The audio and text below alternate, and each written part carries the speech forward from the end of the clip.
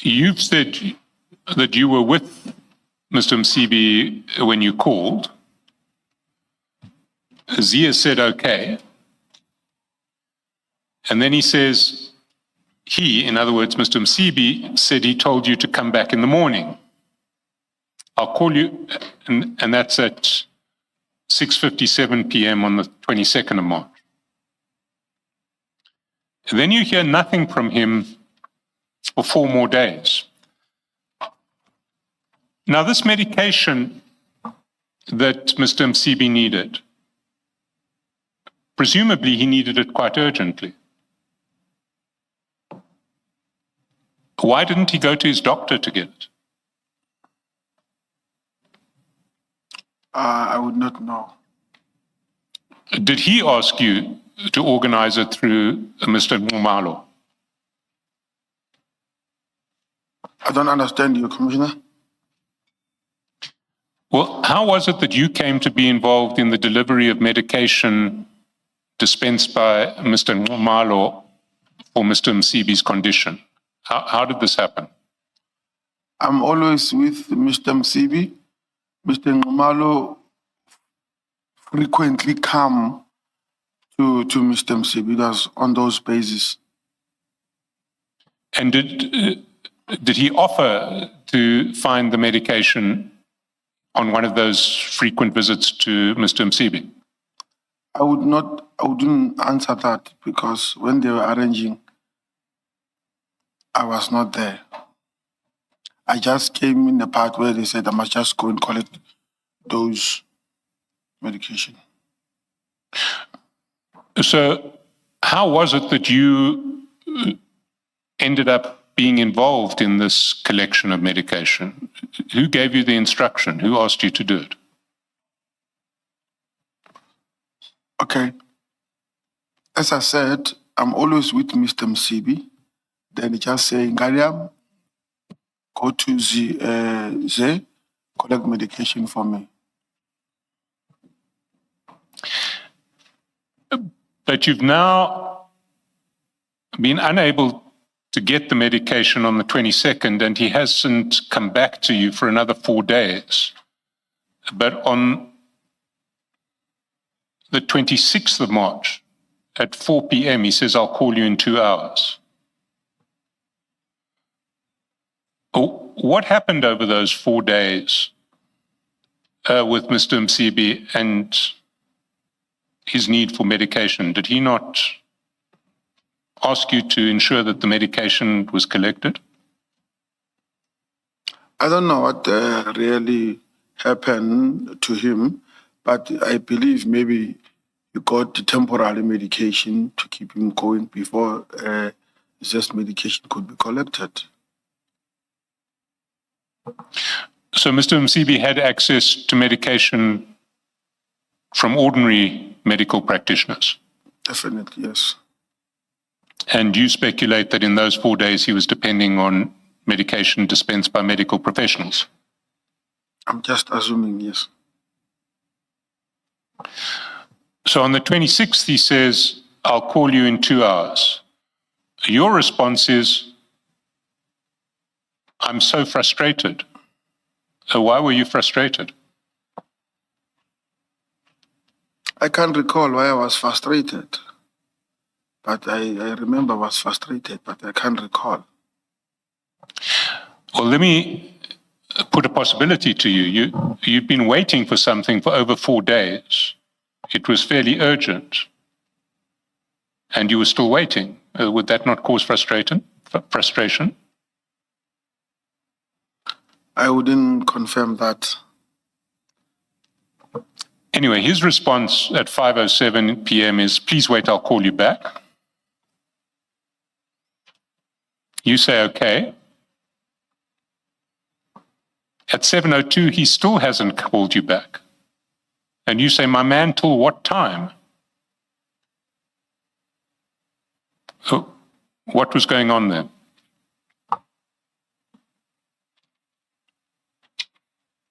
I can't remember. Can I suggest that you were getting increasingly irritated with Z, who kept on putting you off, kept on avoiding you? I would not say that. Well, he continues with that pattern at 7:03. When you say, my man, till what time? He now says, please come in the morning tomorrow. The guy will only drop off late tonight. So now you've got progress and you say, I'll be there at 9 o'clock in the morning. He says, no, come around 11, please.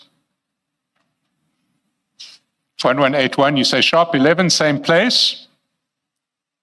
And lo and behold, the next morning, at 11, you get a message saying, running late, let's say 1 o'clock.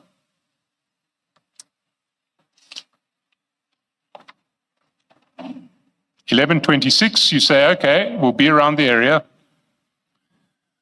And then he pushes you back further. He says at 12:49, I'll tell you once drop-off is done, and then you can come. Eventually, the drop-off finally takes place. It's at 2:23 on the 28th of March. He sends you a text saying, it's ready. Did you collect the medication? I can't remember, but I think I did. You think you did? And what did it look like? What was the size of the package? Something like this big. Can you just describe the dimensions? Because the record won't show the distance between your hands. Maybe say a box half of this, because of it was couriered, if I'm not mistaken. So it was a couriered box, Yes. half the size of a file. I'm thinking yes.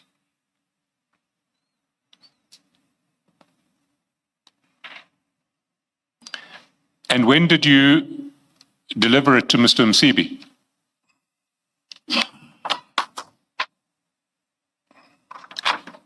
I can't remember whether on the same day or on the following day, because now it was no longer agent. Because of this is why I said that I assumed that he might have got another. So you say it was no longer urgent because he now had got different medication. I assume that he might, because of I can't remember if I deliver it the same day or the following day.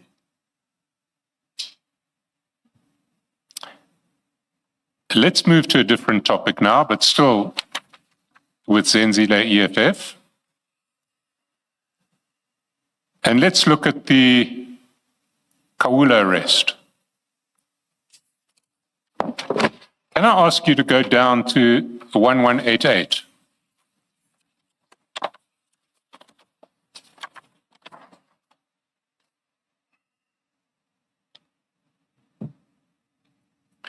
And now we are on the 16th of October, 2024. Maybe go up one page, because the conversation starts at the bottom of 1187.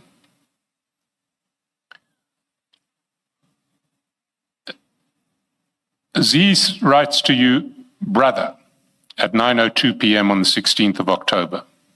What page is that? Is 1188? 1187, the bottom line on 1187. Okay. Brother, at 9:02 p.m. You got it? Yes. 9:05, you say, my man. And at 9:05, he says, how far is, and there's a military helmet icon. Does that military helmet mean general?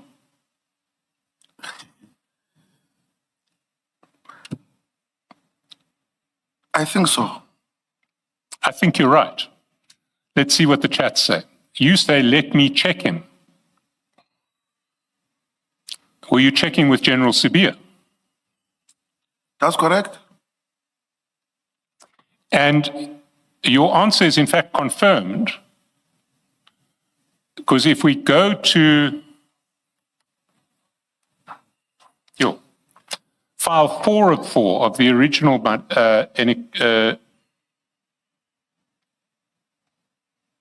No. File 1 of 4. File 1 of 4.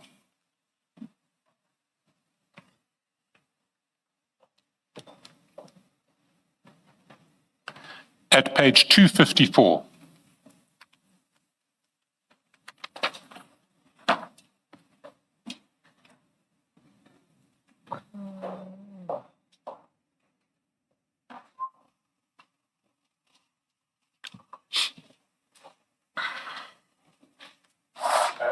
Do you have it?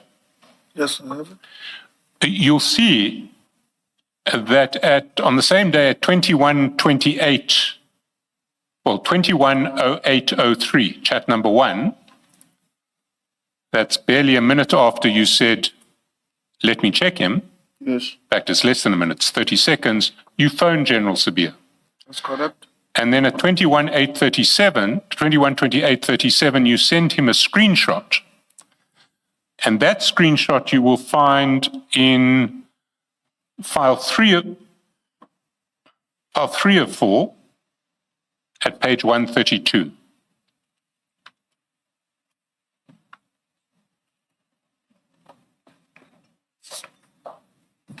Same what is another one? This one.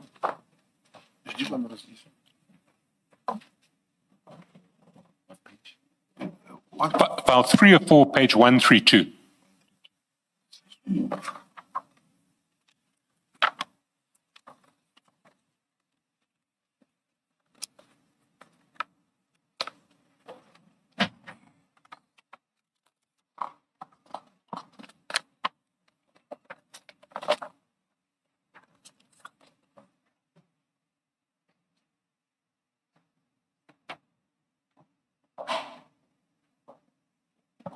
Do you have it? Yes. And you'll see what you've sent him, what you've sent to General Sabir is your screenshot with Zenzile EFF, which ends with how far is General, and you've said, let me check him. You see that? Wait. Page 132.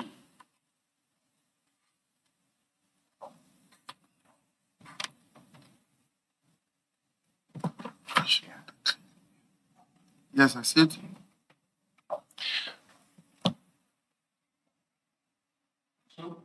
So why was Mr. Nxumalo so keen for you to contact General Sabir?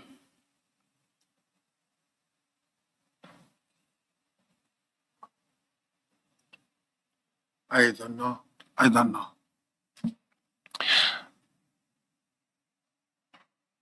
Well, let's look at what happens the next day. And for that, we need to go back to the new file 3, new file 3 of 3 on 1188. Okay.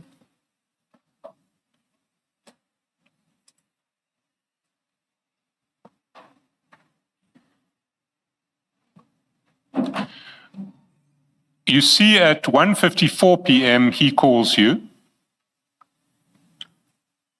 At 1:57, he sends you a contact card for Mr. Khawula. If you want to check that contact card, you'll see it at same file, page 1222. But maybe before you check them, let me tell you, I'll take you through all of the stuff that he sends you, so because you can then check them sequentially without jumping backwards and forwards. At 1:57:42, he sends a profiling report for Mr. Khawula. At 1:57:44 over the page on 1189, he sends a consumer trace report for Mr. Khawula. Okay. And then at 1:57:45, he sends a document providing identity details of Mr. Khawula, and including an address. And underneath that message at 1:57:58, he says he works from this address. Now you'll find all of the documents that he sent you from page 1222 to, sorry, 1122. No, 1222. 1222 to 1231 of that same file. 1222 to 1231 are the documents that he sent you.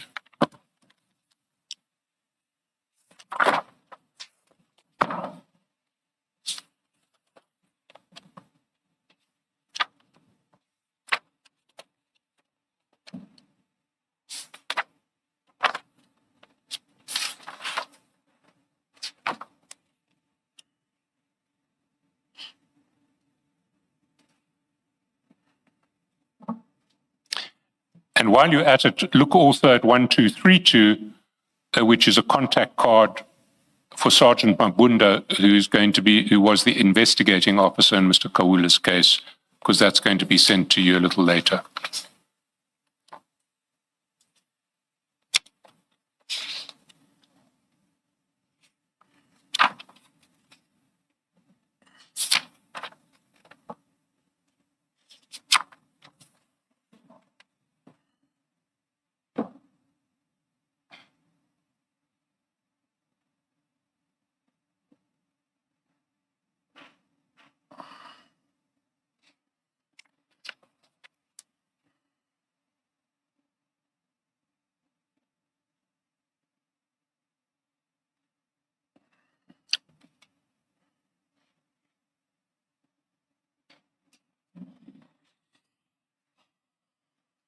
Do you have them all? Have you seen all of those documents? Yes, sir. And those were what Mr. Nxumalo sent you on the 17th of October, 2024. That's correct. The contact card for Sergeant Mabunda was sent, in fact, on the 21st of October, 2024. You'll see that at the foot of page 1189, chat number 6. Okay. And you confirm that Sergeant Mabunda was, in fact, the investigating officer in the case against Mr. Khawula. I confirm. Then over the page, also on the 21st of October, Mr. Nxumalo sends you a copy of the warrant of arrest, Yes. 1190. And he helpfully points out to you, in case you couldn't recognize what the document was, that it is warrant of arrest. Yes. You see that? That's correct. So this, in fact, is how you received the warrant of arrest. You received it from Mr. Nxumalo. I received it from Brigadier Ramangwa. Normally it was an extension, but Brigadier Ramangwa. Sorry, you received it from Brigadier Ramangwa. Yes. But you, at the very least, you also received it from Mr. Nxumalo. I confirm. And you received it from him at 11:39 in the morning That's correct. of the 21st of October. That's correct. And if you go to the warrant, you see that it was only issued by a magistrate on the 21st of October. That's correct. So on the day that the warrant was issued, Mr. Nxumalo had it, and he sent it to you. Yes.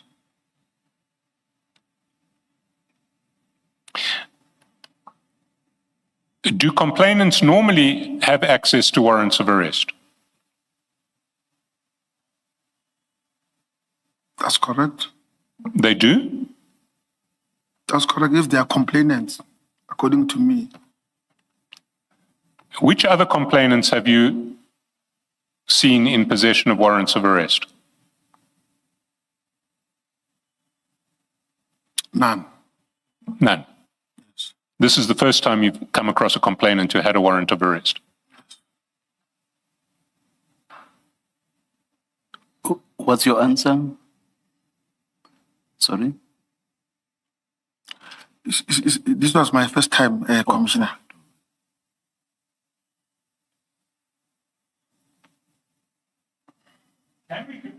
Can we go down to 1193?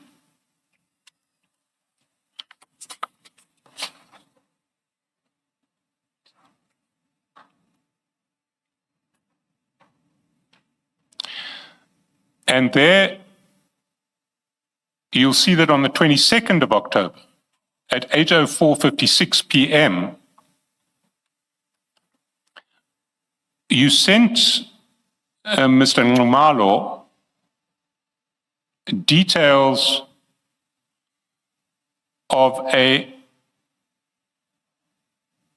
phone number for Mr. Khawula with the heading Natasha SABC presenter. Can you go to 1253 to see that document? 1253. 1235. 1235. Sorry, 1235. 1235. Yes, I see it. Is the number there a phone number for Mr. Khawula? No. Oh, So the number that says Musa, and then there's a number. yes. And why does it say Natasha SABC presenter above it? I think it is the person that gave the number. She's a friend to Mr. Khawula. So Natasha, the SABC presenter, who is a friend of Mr. Khawula, gave you that number for Mr. Khawula. That's correct. How did you get it from her? Through the WhatsApp. Through WhatsApp. That's correct. And what is her name, apart from, we know her first name and her status as an SABC presenter? I know her as Natasha. I see.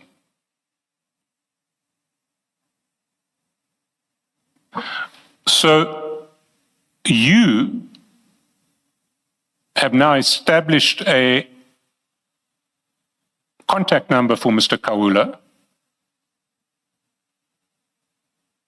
and you share that with Z. Is that correct? That's correct. Why? I can remember exactly why, but I think it was with in connection with this investigation. We wanted to give it to the investigation officer.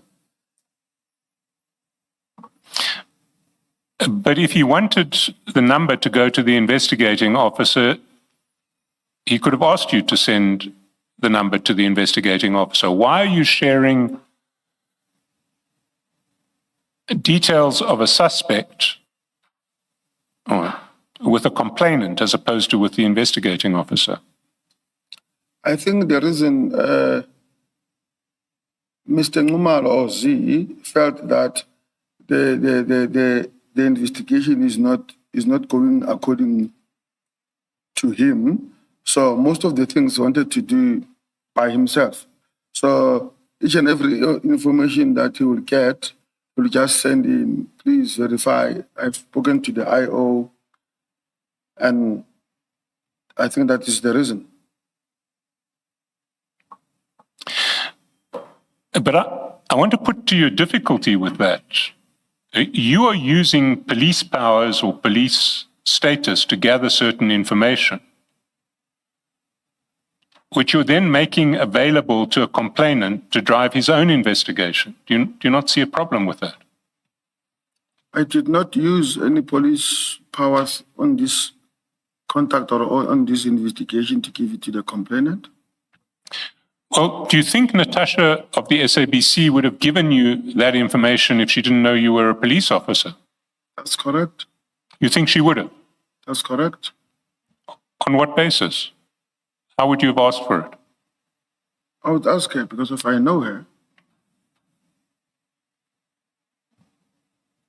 And she would just hand out somebody else's cell phone number to a civilian or to a non-police officer for the purposes of investigating that person. Do you think she'd do that?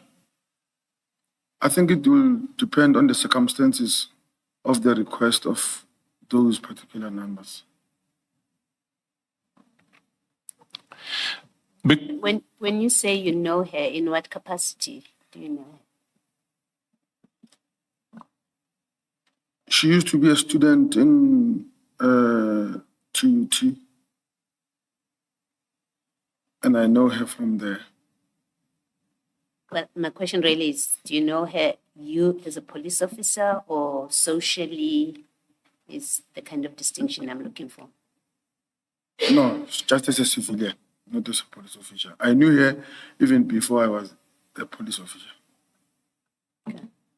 Thank you. Did you pay her for this information? Can you repeat that message? Did you pay her for this information? No, Are you sure about that answer?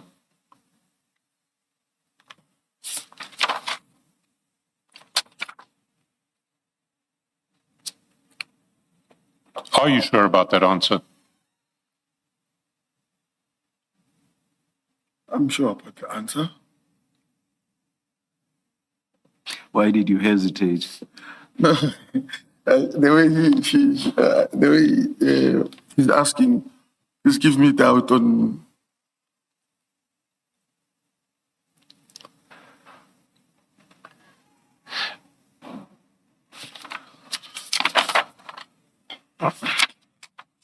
You see, we haven't given you your chats with Natasha SABC. So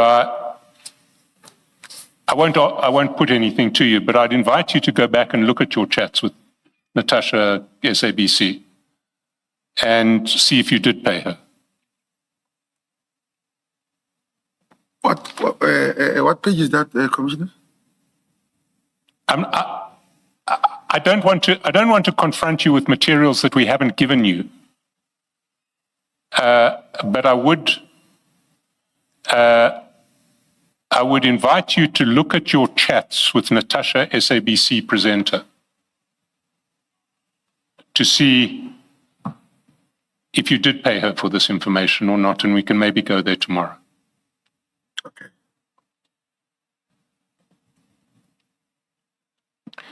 Sergeant, can you please pull the mics closer to you and also speak up? We just received word that you are not that audible. Sorry, Commissioner. I'm just afraid that this mic is too loud and my voice is high. So I'm trying to. I want exactly that loud voice. Thank you. Please. Yes, Mr. Chancellor. If we go back to your chats with Z, we see he does seem to have taken over the investigation. If you go down to 1194, 10:23:20 a.m., chat number 7,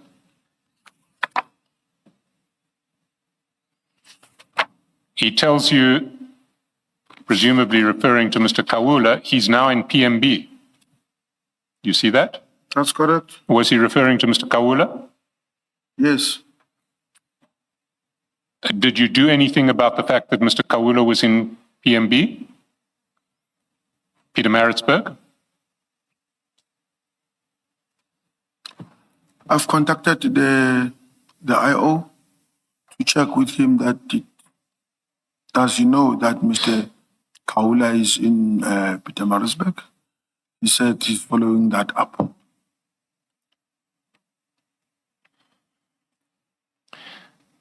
And then on 1201,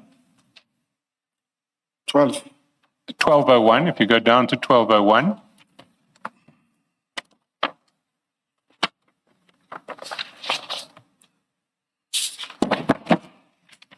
you see chat 6, he sends you Mr. Khawula's status on X, and that status reflected the fact that he was at an award ceremony the previous night, and Mr. Nxumalo says, "Are you scared of Musa? He was busy presenting awards yesterday. You could have fetched him." You recall that? Yes, I recall it. Were you scared of Musa? No.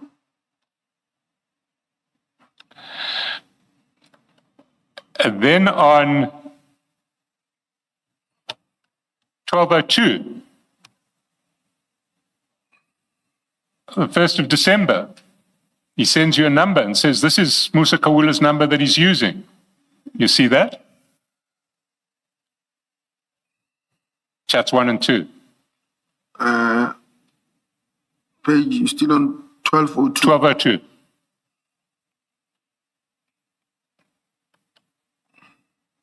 Where is that? I can't see. The first top two chats of the page, 1 and 2. First of Okay, yeah, I see it. The one of 0, what, yeah.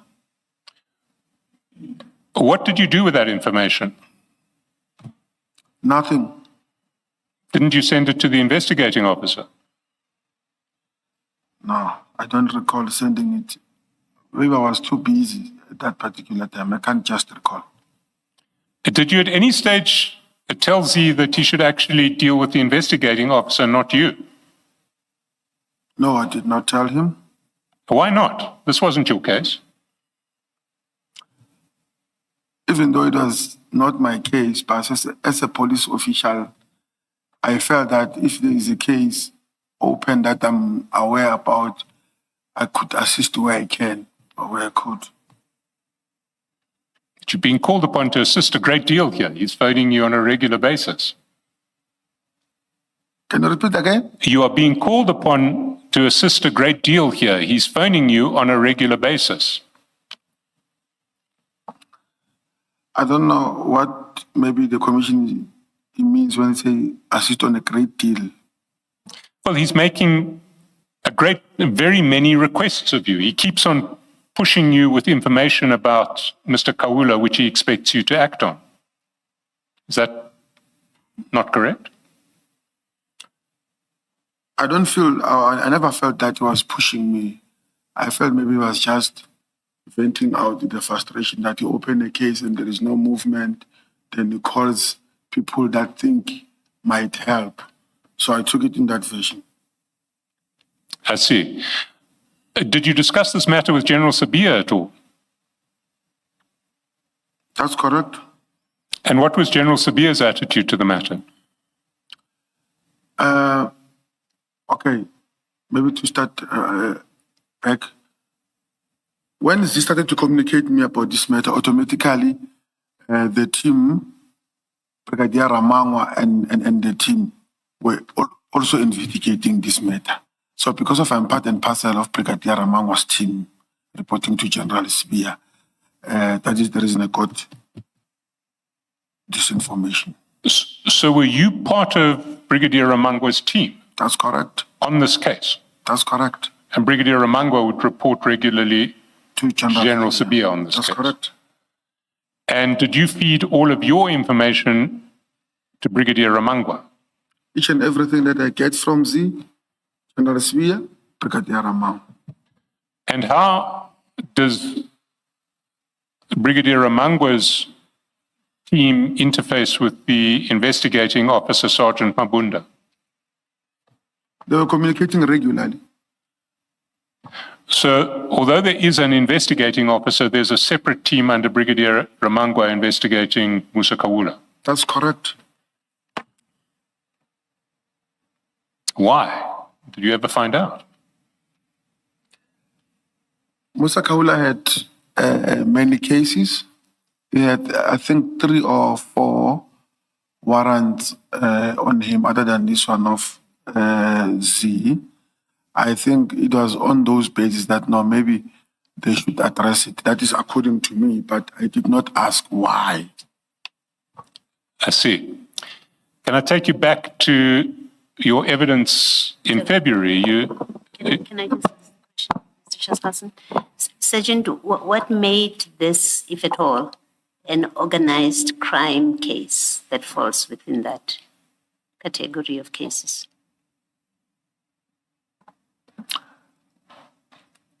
I don't know if I will be answering correctly. In my level, we don't ask, we execute. I accept that, and now I'm asking you, as an organized crime police officer, you Yes, fall under Commissioner. that unit. Yes. was this, according to you, forget what you've been instructed to do, Yes. according to you, understanding the functions Yes, of the organized crime unit, I think that's what it's called. that's correct. Was this one of those kind of cases? This complaint by Mr. Ngumalo against Mr. Khawula, does it fall in the category of organized crime cases? No. It does not fall on organized crime. Yes. But according to me, based on Mr. Khawula is being arrested, given bail does not appear, warrant of arrest is issued, and then is not arrested. Arrested somewhere again, does not attend, and then another warrant of arrest is issued. Then, as organized crime, we start to dig into the why is this one not being arrested. Then we start to get involved. That is according to my. So you suspected him because he's been missing appearances, you suspected him to be involved with organized crime. Yes, Is that what it is? that's correct. Okay. And was this a provincial or national matter, the docket that was with Sergent Mabunda? It was a station. It wasn't a national. No. It was a station. Thank you. Thank you. Thank you, Mr. Shaspasan. Sergeant, I just want to take you back, take issue with your answer that you don't ask questions, you just execute. Because that was essentially General Sabia's statement about you that you said was false. Remember when he denied that you had asked him what was so important about this investigation into Mr. Khawula, he said he'd never asked me that. He never asks. He's five rungs below me. He would never ask me a question like that. And you said, no, that's false. I often ask him a question like that. Yes. So you do ask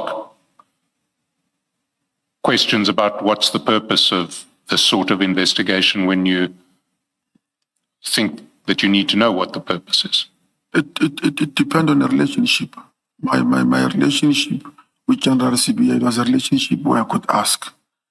And now my relationship with Brigadier Ramangwa is the relationship that I just take instruction that because of it took instructions from somewhere. So I'm answering on that basis. That the reason that this docket came to national office, I did not ask. It was just like that. But you knew that General Sabia was interested in this case. You knew that General Sabia was interested in this case against Khawula. I don't know how to answer that. Well, your evidence earlier was that General Sabia had said he's under pressure in relation to this case because the complainants are Minister Mbalula and Z, and they carry political weight. That was the time now we started to execute, but I did not know that he had an interest on that before. Sorry, you did not know that?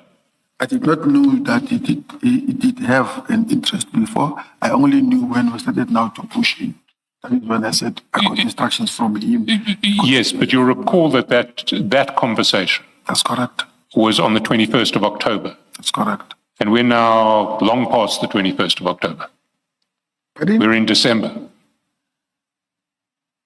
I can't hear you clearly. We are long past the 21st of October. We're already in December now. Yes. And throughout the period from the 21st of October onwards, you're getting constant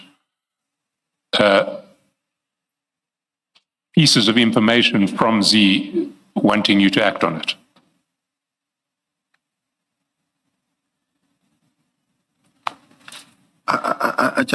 I'm not avoiding the question. There wasn't really a question there, I must confess.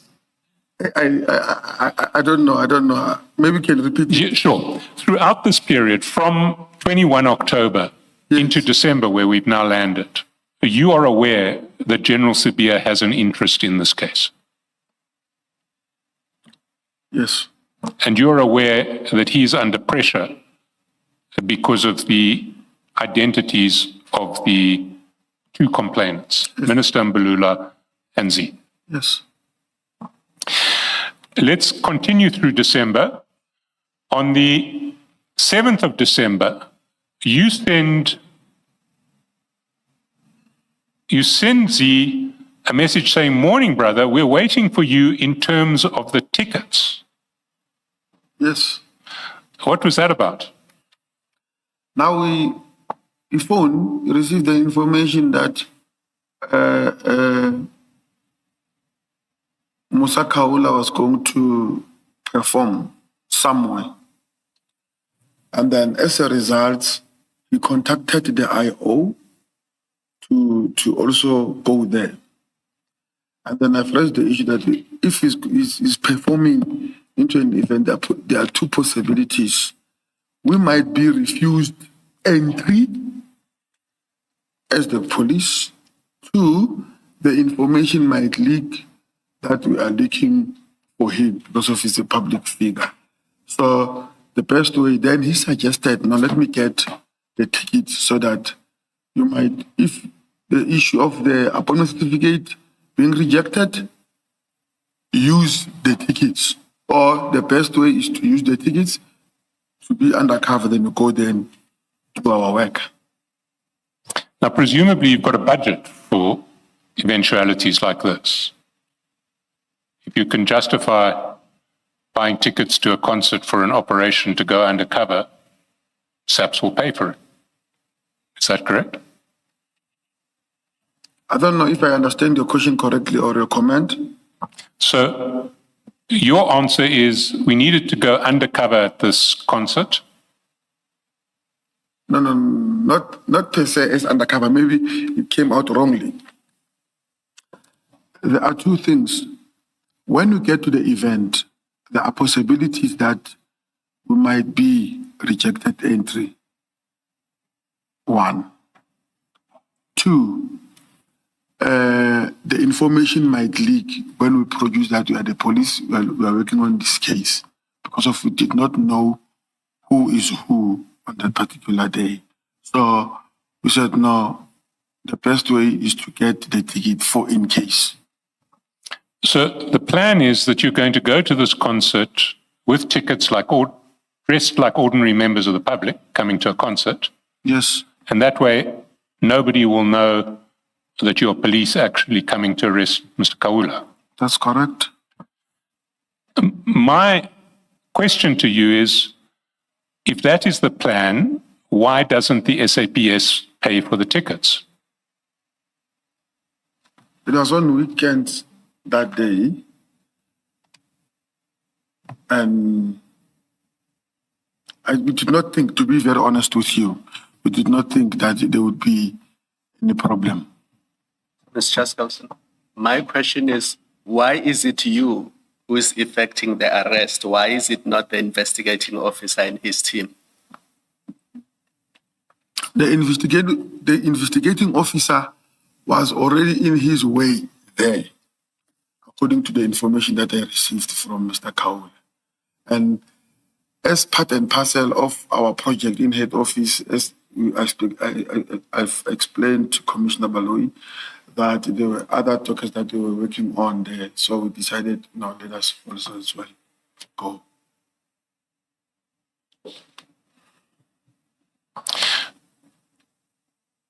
Your exchange with Mr. Khawula in relation to the tickets takes place at 6:18 in the morning on Saturday, the 7th of December, 2024. Yes. Are you saying to me that between 6:18 in the morning and when the concert begins that afternoon or evening, it's not possible to arrange for SAPS to buy tickets themselves? It's the weekends. Usually finance offices, they open during the course of the week. And at that particular time, I'm just being honest, we did not think it's a problematic thing to do. So what happens then is Mr. Khawula gives you tickets, does he not? Mr. Khumalo gives you tickets. Yes, send them. Can I just ask this? You have this conversation about tickets at 6:18:45 a.m. So the conversation would have started earlier. So this is a Saturday morning, you say. The conversation about Mr. Ngumalo giving you tickets must have happened earlier than 6:18, and I want to suggest on a weekday, such as Friday. No. When did this happen? On the very same day. On the Saturday itself? Yes. That he told you before 6:18? Yes. And how do we see that in these chats? That you would have had an earlier conversation? When myself and sometimes it's through the WhatsApp, sometimes it's a straight phone call. I don't recall, Commissioner, that how did you communicate? But on Friday, we did not communicate about it. This would have been a straight call, one of those straight calls, if it's not in your chats. Yes, I'm just assuming. But it was on that day that we communicated. Thank you. So he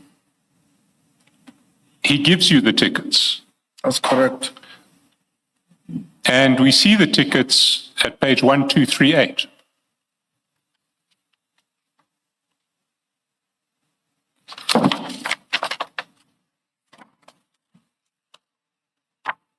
One, 2, 3, 8, yes. 38. And you see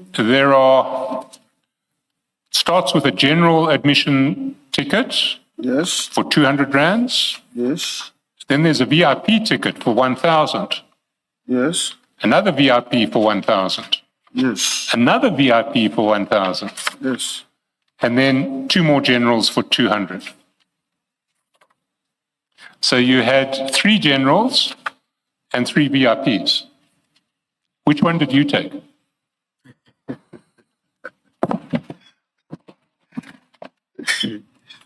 I took the general one. Good. Can we go to page 1244? 1, 1244.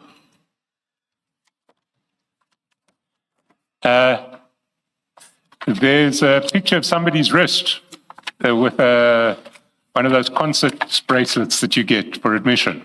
yes. Is that your wrist? Hey, this one is too black. I'm not that. You sent it to Mr. Nkumalo. You remember whose wrist you sent to Mr. Nkumalo? Was it yours or somebody else's? Hey, I'm trying to check my wrist and that one.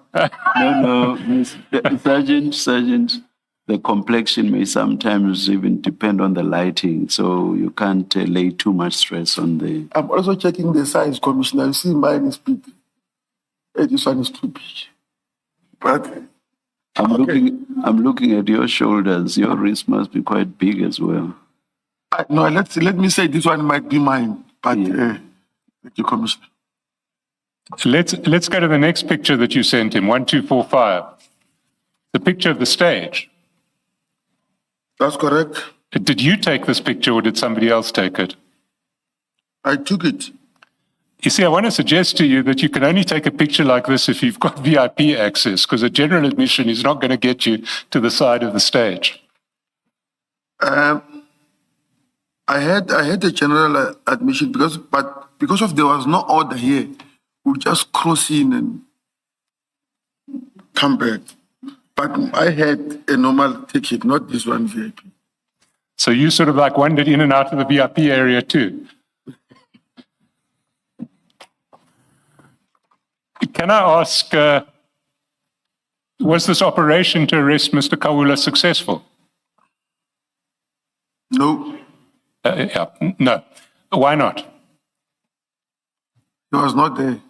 He wasn't there. That's correct.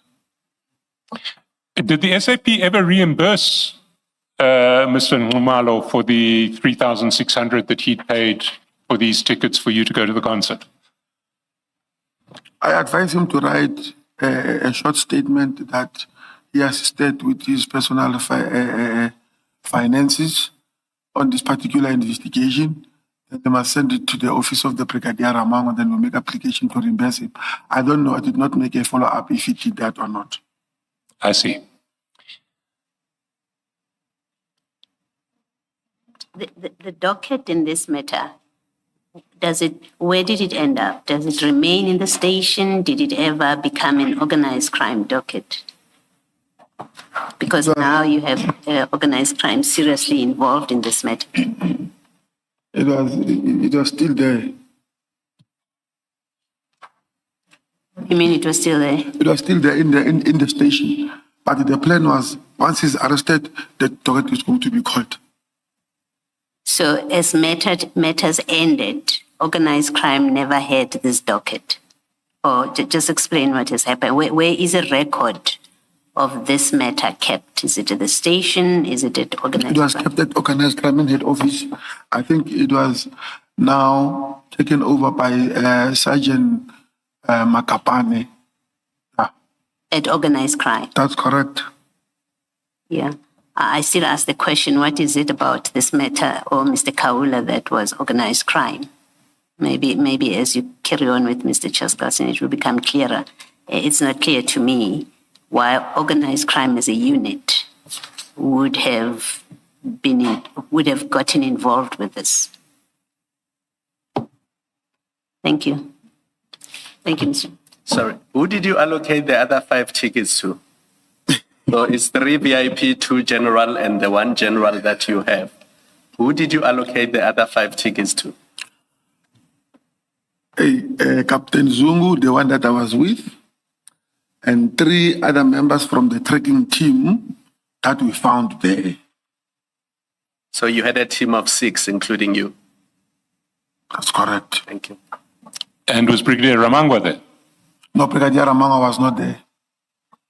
So you said 3 other members of the team, Captain Zungu, yourself. Who's the 6th? We were 6, right? Yes. Yeah, the other ones is a trekking team, but I will provide their names shortly. I can't recall them. So it was you and Captain Zungu and then 4 members of the tracking team. Yes. Was the investigating officer there, Sergeant Mabunda? No, he was not there as yet when we arrived there. Well, how was he going to get into the concert without a ticket? No, if he was going to come in, we obviously going to make other arrangements. Sorry, what arrangements would you make? For him to get in. So he would arrive in uniform at the concert and get in?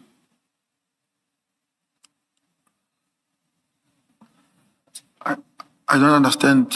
You see, I mean, I'm the one who's struggling here. I also don't understand. I thought that the whole purpose of this operation was to have SAPS members at the concert not identifiable as SAPS members so that they could establish where Mr. Khawula was and arrest him. That was the purpose. Yes. But the 6 tickets are not given, or none of the 6 tickets are given to the investigating officer who is going to effectively, perform the arrest. Okay. So how is he going to arrest Mr. Khawula without a ticket? No, it's us who they were going to arrest. So you're going to do the arrest, and then what? How does the investigating officer fit in here? Is he going to play no role? Okay. According to me, when I phoned him, that the information said or suggests that Mr. Khawula is at the concert, the investigation officer promised to follow us there. But on that particular time, when we arrived, he was not there. So it was a blessing in disguise because of the tickets were 6. I gave them and I took mine. But why wouldn't you provide a ticket for the investigating officer if the plan was for him to come there with you? He's not there. No, but you didn't know that when you got the tickets in the morning and you decided who was going to come to the concert.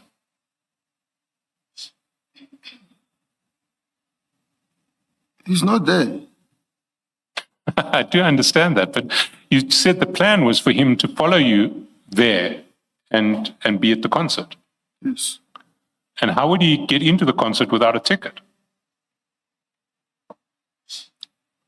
If he arrived there, we would have made arrangements for him to get in. But you were expecting him to be there, were you not? Yes. But he So was, one of those 6 tickets should have been dedicated to him. at that time, we're prioritizing. The members are here. We give those who are there. This one did not come, or at that time, maybe he was late.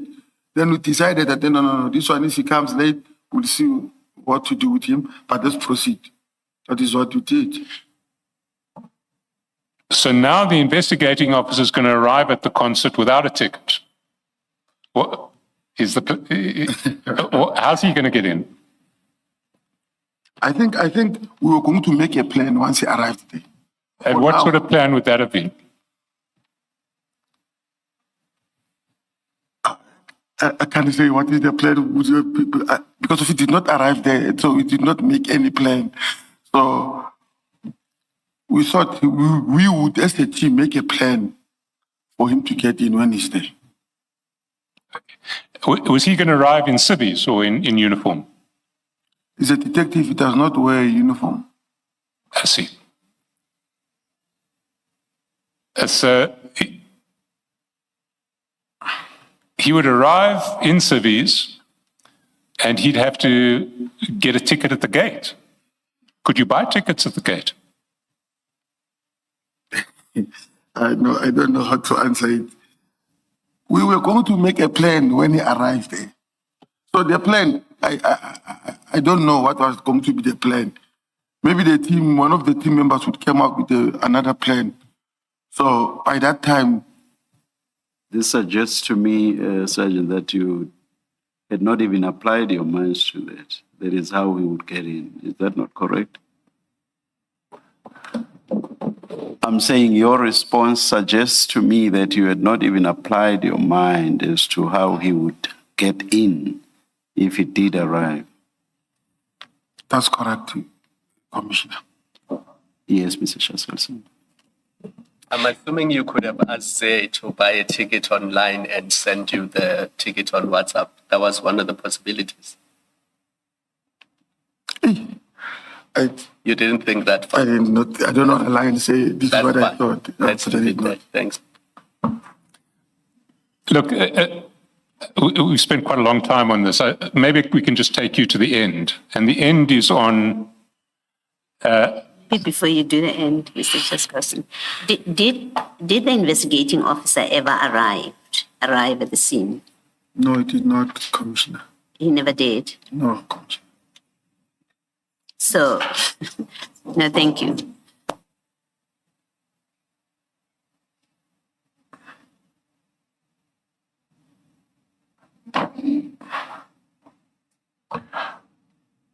So the end starts on page 1207 when Mr. Khawula is arrested on the 8th of January 2025. 1207.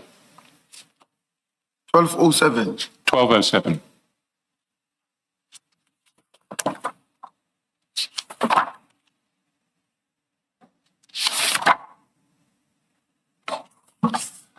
And there you'll see at chat number 6,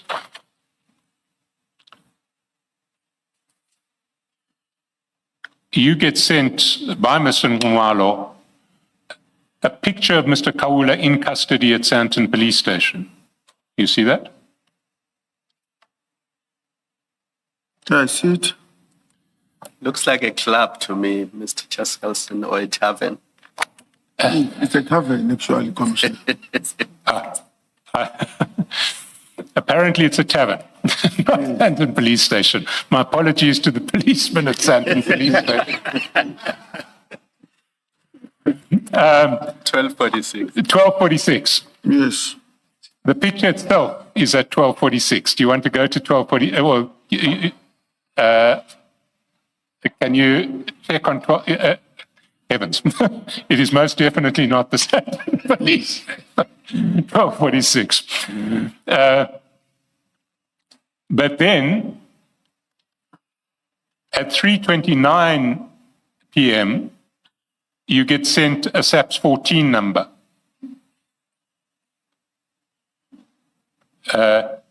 It says SAPS 14 is 30/1/2025. What's a SAPS 14 number? It's a constitutional right. A constitutional right? No, I think it's a book. It's a book to receive the prisoner, if I'm not mistaken. Cell register. It's the arrest register, is it not? Yes. And then at 3:29, there's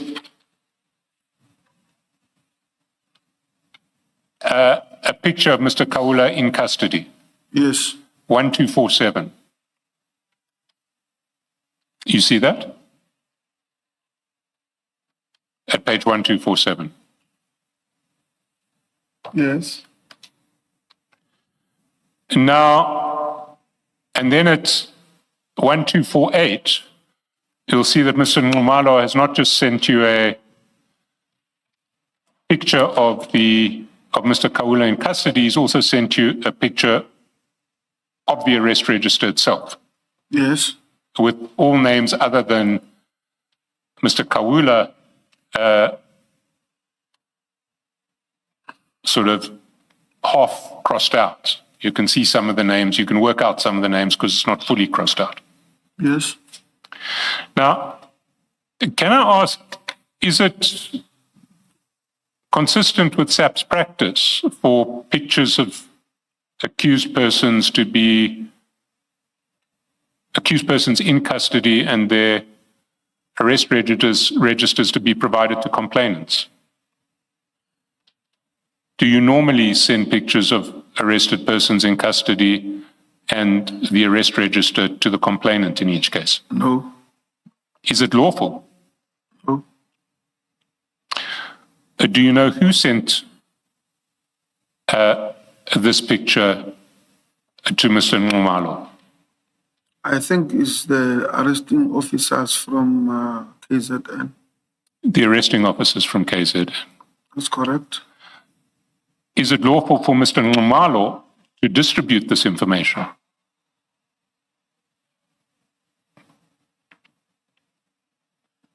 I'm not sure. Would it be lawful for you to distribute it further? It depends whom do I distribute it to. Sometimes maybe if I cannot even distribute, maybe send it to the IO or to the team that are investigating that. I see. Then, if we continue down the chat, we see at 4:36 p.m. on the 8th of January, 12:09, Mr. Nxumalo says, please send the numbers. Whose numbers is he referring to?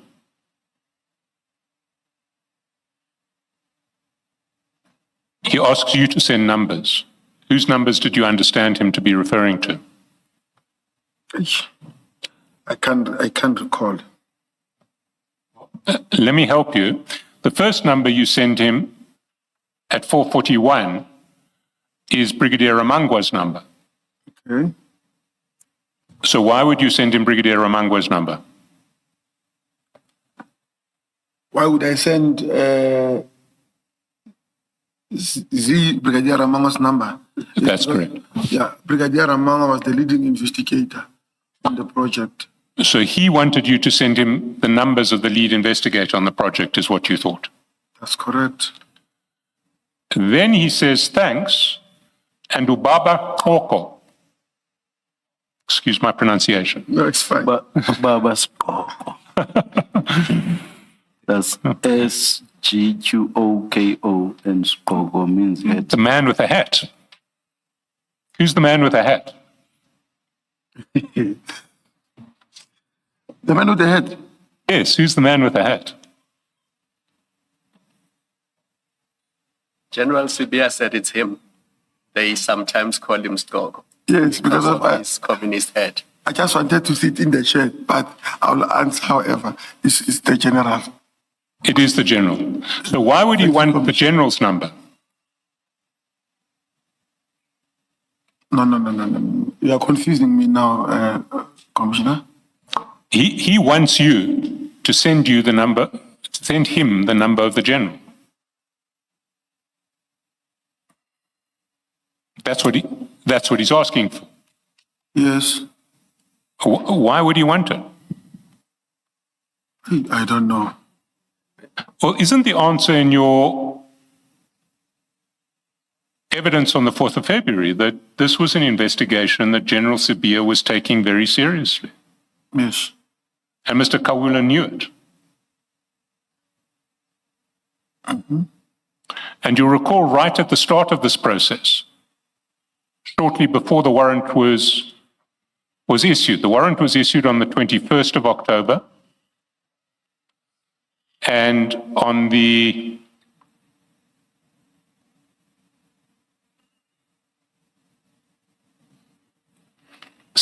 of October, Yes. he was asking you how far away is General Sibia. You remember that when we showed you the screenshot? Yes. So General Sibia seems to have been involved in this process from shortly before the warrant was exercised to the point at which at the end of the process he was thanked by Z. Would that be correct?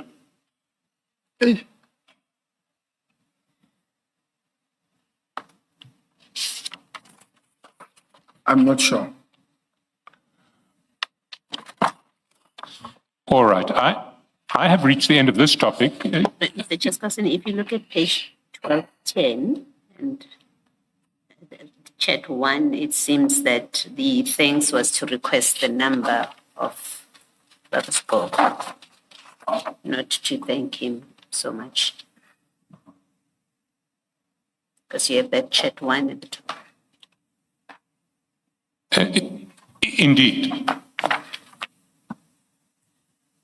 And that the number that you send at 1210 is in fact General Sibia's number. You'll see that at 1251.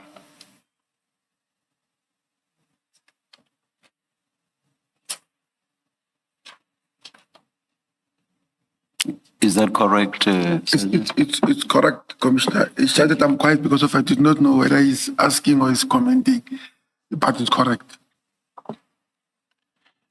Maybe before you leave this, Mr. Chairperson,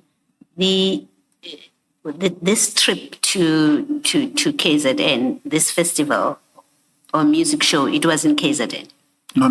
Where was it? It was somewhere in Vierenaching, there in those farms there. Okay. You said Didier, I think. Yeah, that's correct. Is That's that where it correct, was? Commissioner. Yes. And why does DPCI Tom's Captain Zungu get involved with this? It doesn't seem like a DPCI matter. Yeah. Thank you, Commissioner. He was recently appointed now in our office. So I was no longer referring him as DPCI, even though we call him or we address him like a DPCI. So he was working in our office then. So at the time of this operation, he was now in your office. That's correct. Okay, thank you.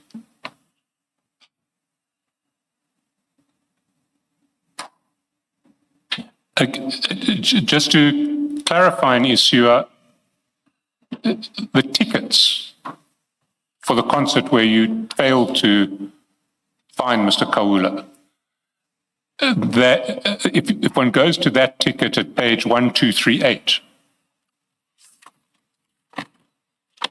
and one sees that the concert was held at Kroon Park Holiday Resort.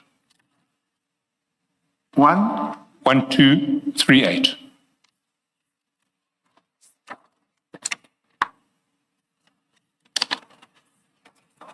Okay. That's correct. Now that's in Kroonstad, isn't it?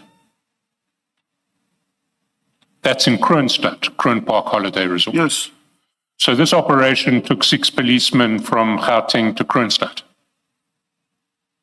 Yes. With the possibility of a 7th, the investigating officer. Yes, Commissioner. But at least you got to go to a concert.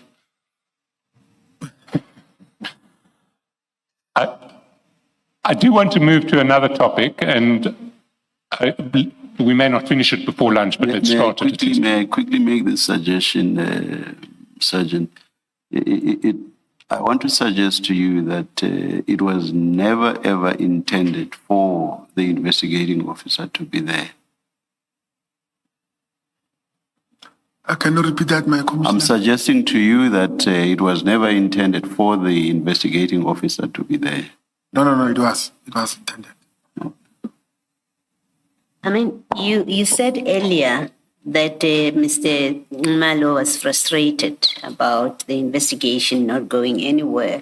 But it seems that, in fact, Mr. Malo was directing this investigation. If you look at 1209, page 1209, where now Mr. Malo is asking you for numbers, he, in fact, at chat number 5, tells you that the investigating officer will call you.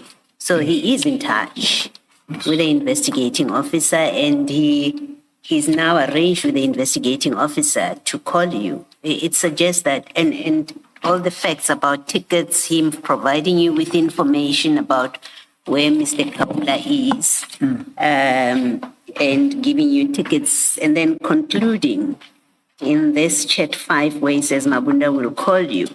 It gives the impression, the unavoidable impression, that in fact you had a complainant who was directing this investigation and telling the police what to do, where to go. That's the impression I get from this. Is that not a fair impression?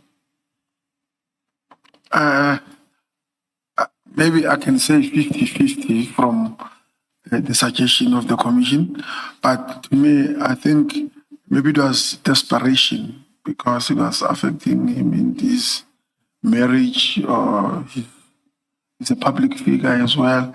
So I think it's desperation and direction. Maybe let's share, take 50, I take 50, and then maybe I'm suggesting.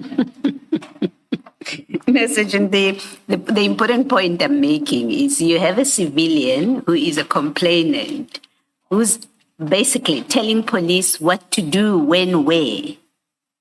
That's the important issue I'm raising with you. Yes, clearly his motives or the reasons for doing what he's doing, maybe it is. He's desperate because it's affecting his marriage. But this sequence of WhatsApp texts and the action that follows on that, you have a complainant who is really directing and telling the police what to do. That's the picture that has emerged from these WhatsApp exchanges. I think it's the issue with the Zulu men, they tend to take over, take control. And I think. You think, so that's what he did because that's what Zulu men do. But I'm more interested in that's what he did. Okay, thank you. Oh, Zulu now. No. But there is does beg the question. Why does SAPS let a Zulu man, in this case, take over an investigation?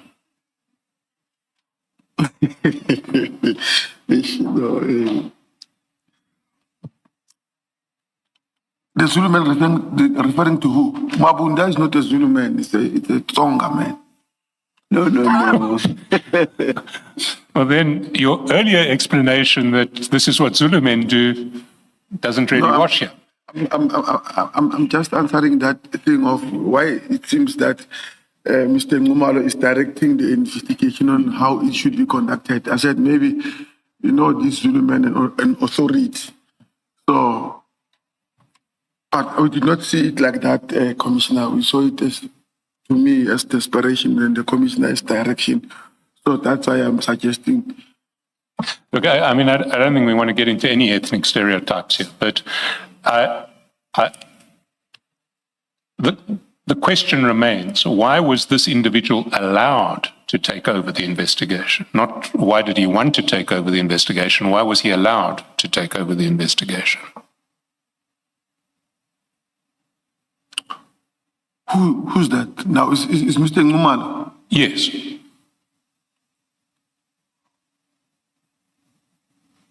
We did not allow him. I think it was a matter of assistance. Sometimes police officials will run from here to there, then from there we need another assistance. We took advantage of that. We did not see as, but I leave it to that. He facilitates your presence at the concert in order for you to arrest Mr. Khawula. Yes.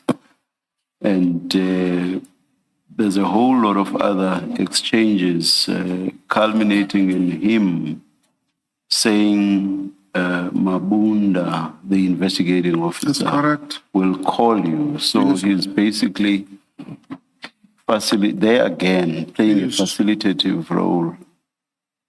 So it's in that sense that it's being suggested to you by Commissioner Baloyi and Mr. Shaskalsin that he was in the driving seat, as it were, with regard to effecting an arrest. And the question is, why was that so?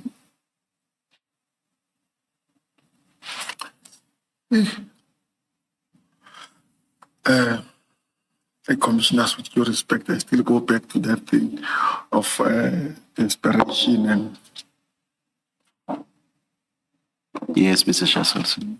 Maybe just finally, also that in fact, the reason that Mr. Khawula is arrested in the end is for contravening the Cybercrime Act and criminal injuria, not because of murder or the other many things that you have said, failure to appear in court. It is in fact for the simple crime of contravening the Cybercrime Act and criminal injuria. You accept that because that's what this cell register says.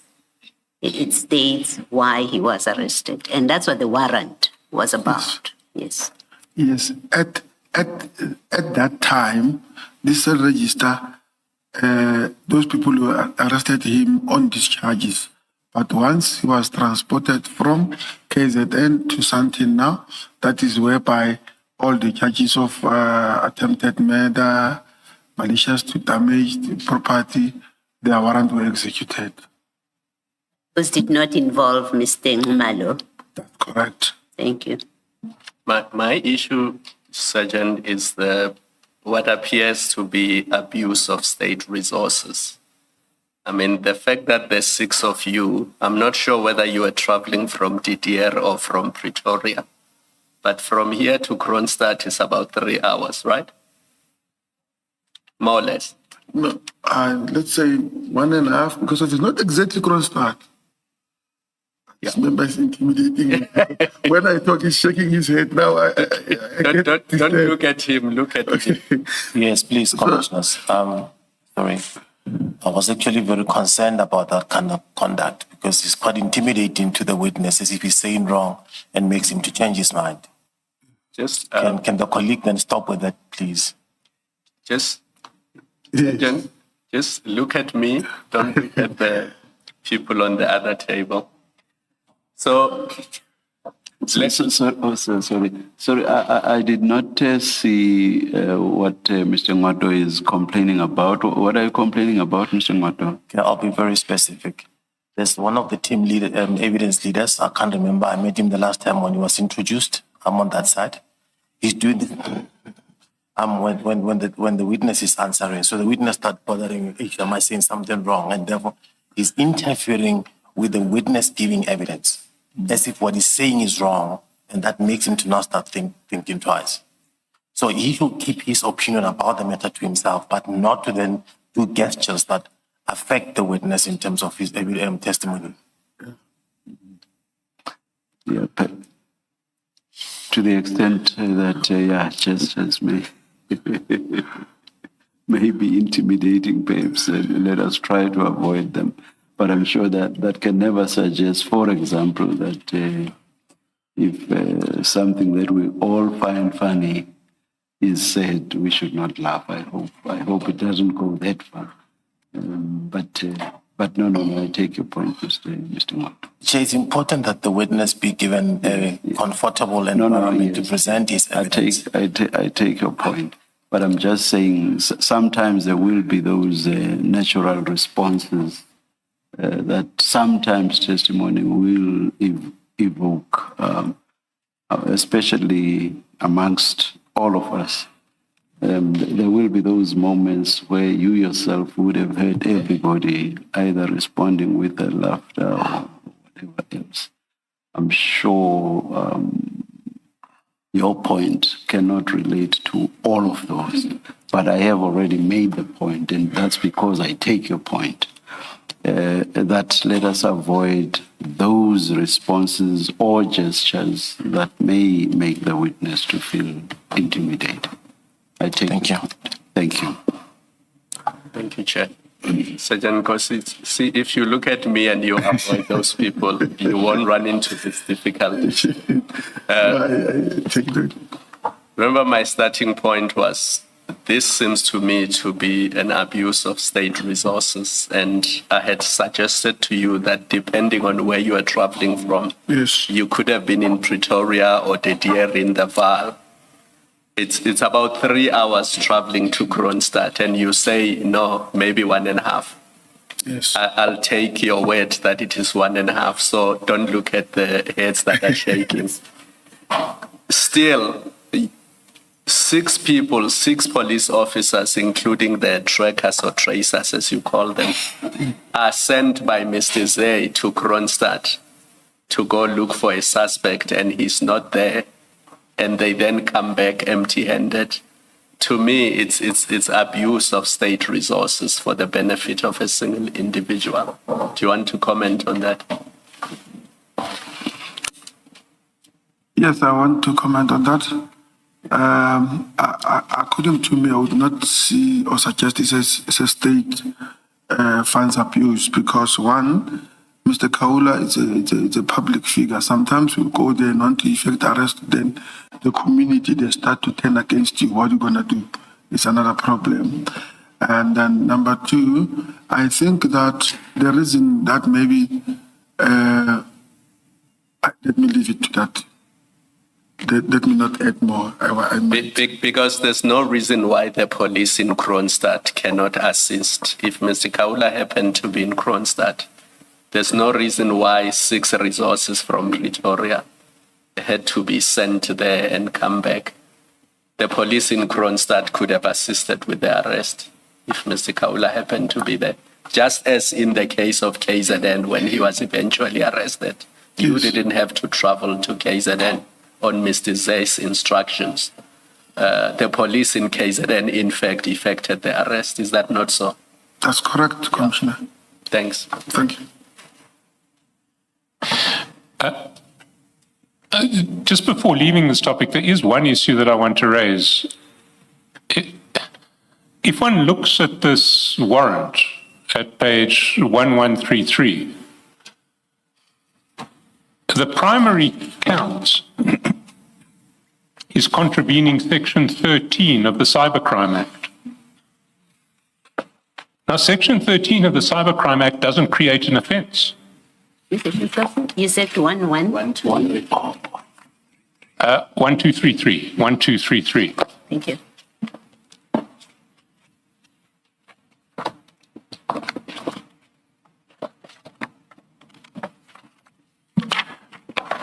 You were saying, Mr. Shaskas? The primary count is contravening Section 13 of the Cybercrime Act.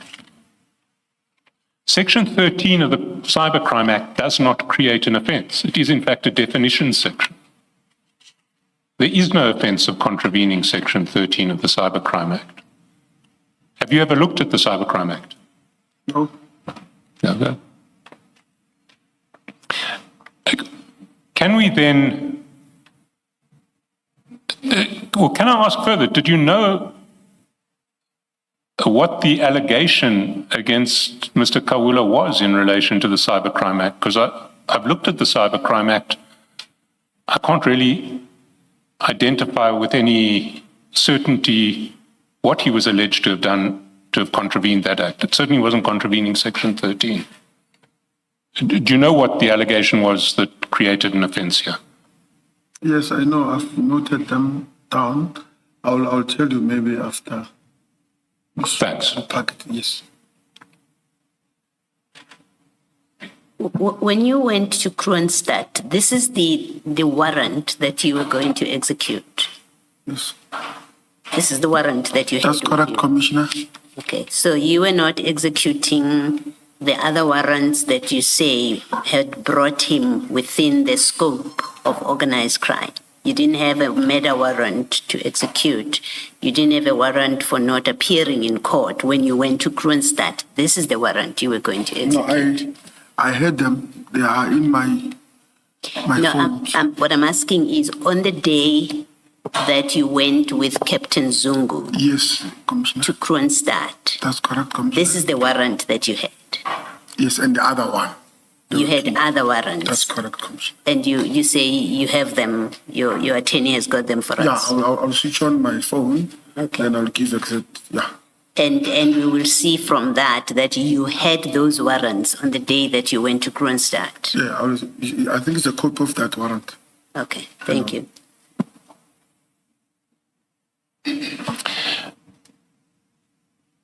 Now, moving to a completely different topic. You told us earlier that you retrieved Mr. Msibi's jet ski from Mr. Matlala's farm approximately in September 2024. You recall that? Yes. Now, and you took it back to Mr. Msibi's farm in Hammanskraal. Correct. Now, after the jet ski was brought back to Hammanskraal, did you effectively exercise control over it? No. So who controlled the jet ski? There are securities there in the farms. Okay. And did you use the jet ski after it was brought back to Hammanskraal? Yes. When would you use the jet ski? I don't know exact dates. And what arrangements would you make to use the jet ski? If you wanted to use it, what arrangements would you make? I would phone my brother's Tembizo, Baba's other son, and then I'll make arrangement that he must inform the security that I'm coming to pick up the jet ski. And do you know if Mr. Matlala used the jet ski? I know that he used it. After it had gone back to Hammanskraal? I don't know that. Who would have records of who used the jet ski when? Would security at Hammanskraal keep any records of who was taking the jet ski?